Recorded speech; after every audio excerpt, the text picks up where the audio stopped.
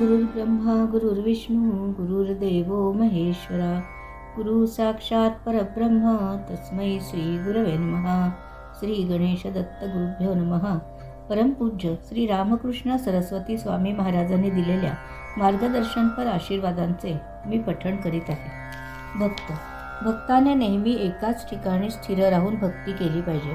प्रत्येकाला सद्गुरूंची भेट होत नाही. ज्यांना सुदैवाने सद्गुरू चरणांचा लाभ झालेला आहे त्यांनी दुसरीकडे कोठेही लक्ष न देता सद्गुरूचरणी दृढ भक्तीने स्थिर व्हावे. गुरु उपदेशाने, गुरु सहवासाने व श्रवणाने थोडे थोडे कळावयास लागले की मनात उत्तम भाव आपोआपच निर्माण होतो. तो भाव वाढवण्यासाठी भक्ताने श्रद्धा वाढवली पाहिजे. मनातील संशय कमी करावयास पाहिजे. प्रत्येक मनुष्य जन्माला येताना स्वतःच्या पूर्वकर्मानुसार कमी जास्त बुद्धी घेऊनच आलेला असतो.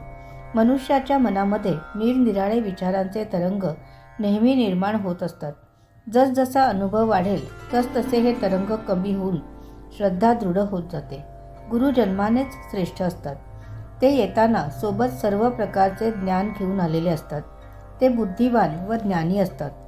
गुरु भक्ताला उपदेश देऊन त्याला उपासना सांगून शिकवून तयार करतात. गुरु नेहमी भक्ताच्या हिताचेच सांगतील असा दृढ विश्वास ठेवूनच भक्ताने प्रत्येक कर्म केले पाहिजे. त्यांनी सांगितलेले शाश्वत सत्य आहे याची भक्ताने सतत आठवण ठेवली म्हणजे मनात संशय उत्पन्न होत नाही. जेव्हा मनातील संशय कमी होतो तेव्हा आत्मविश्वास वाढतो. देव कधीही भक्ताची उपेक्षा करीत नाही. भक्ताने धीर सोडू नये. अनुभव येण्यास कदाचित उशीरही होईल, परंतु भक्तांनी उतावीळपणा करू नये. या मार्गात अडचणी जवळजवळ नाहीत, फक्त दम धरावा लागतो. आतापर्यंत ईश्वराने ज्या भक्तांवर कृपा केली आहे ते सर्व याच मार्गाने गेले आहेत. ज्या लोकांचा भाव एका ठिकाणी स्थिर नाही अशा लोकांसाठी मी एक उदाहरण देतो. एकदा समुद्रात 2 नावा चालल्या होत्या. एका नावेत एक मुसलमान भक्त होता व दुसऱ्या नावेमध्ये एक हिंदू भक्त होता. समुद्रात वादळ आले व दोन्ही नावा हेलकवू लागल्या. हिंदू भक्ताने स्वतःच्या देवाची आठवण काढली. सुरुवातीला तो म्हणाला की कृष्णा मला वाचव. पुन्हा थोड्या वेळाने परशुरामाची आठवण काढली. अशा तऱ्हेने निरनिराळ्या देवदेवतांचे नाव घेत राहिला, परंतु शेवटी ती नाव बुडाली.